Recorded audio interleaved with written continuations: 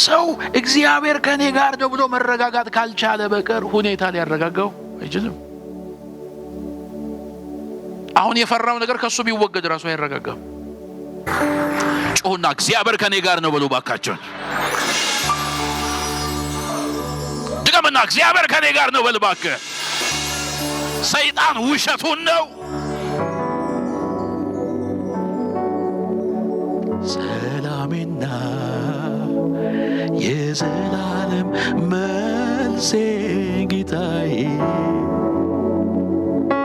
ሁሌም አይለየኝ ጽኑ ጓደኛዬ ሲከፋኝም ሳዝን ቀርቦ ያጽናናኛል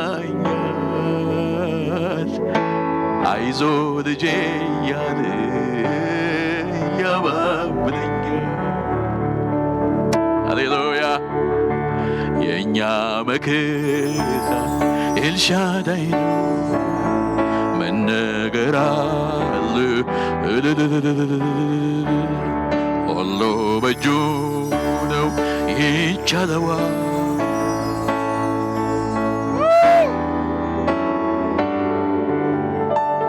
እግዚአብሔር በመካከሏ ነው አትናወጥም። ወዳጄ ከተናወጥክ ሰይጣን በሕይወት እድል ፈንታ ያገኛል። አትናወጥ። ሁለተኛ ያለመናወጥ ምስጢር እግዚአብሔር ፈጥኖ ይረዳታል ለሚል